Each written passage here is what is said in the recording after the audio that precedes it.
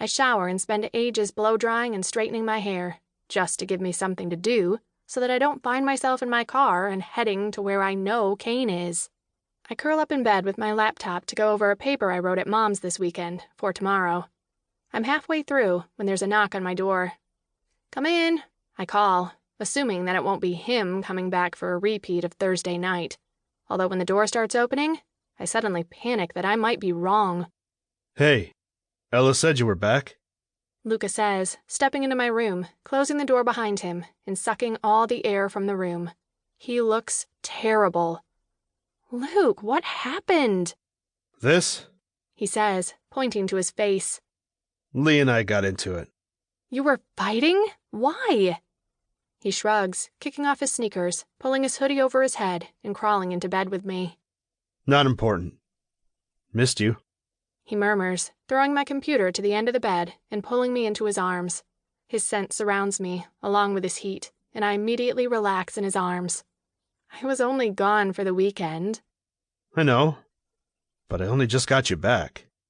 Guilt once again swamps me, knowing that I had a hand in allowing us to go our separate ways for a couple of years. "I'm back now." "I'm sorry for Thursday night. I kinda lost it a bit." He releases me, and I reach for his hand, vaguely remembering him punching my wall.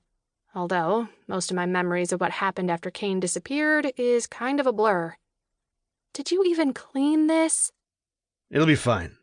You should see the guy who was at the other end." He smiles, but it's forced. "Don't worry about us, Let." "But—" He presses 2 fingers against my lips and shakes his head so slightly that I almost miss it. I'm so lost in his sparkling green eyes that I don't even notice his fingers slip from my lips. "About this?" he asks, his fingertips circling one of Kane's marks. My temperature soars as I think about him sucking on my skin, and I hate myself for it. "What's really going on here? I thought you hated him." Luca's words are forced, his movements controlled as he waits for my answer.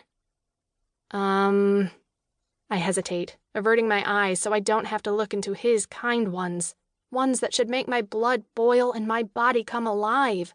Why couldn't it have been him? I ask myself for the millionth time.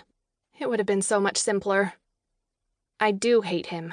There is nothing going on. It was an exorcism. "It was... right." He sighs, his brows pulling together as he struggles to understand. Is it over?" It never started. It was a mistake.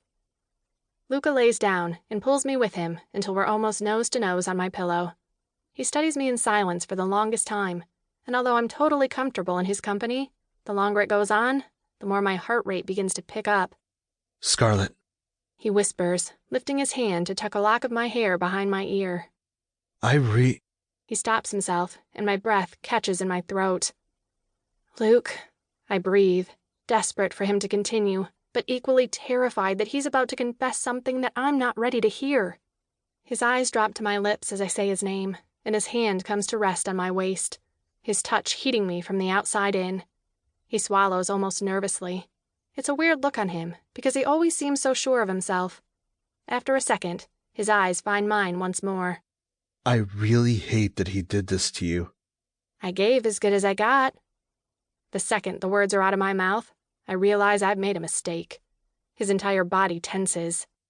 "It was you." What was me? The thought of Kane bragging about what happened between us in the locker room with the team, with Luca and Leon, makes a shiver rack my entire body. He scrubs his hand down his face. "It was nothing. I confronted him and it doesn't matter. Tell me you're done with him." To keep listening to this audiobook, I've left you a link in the description so you can do it, at no cost thanks to Audible's 30-day free trial.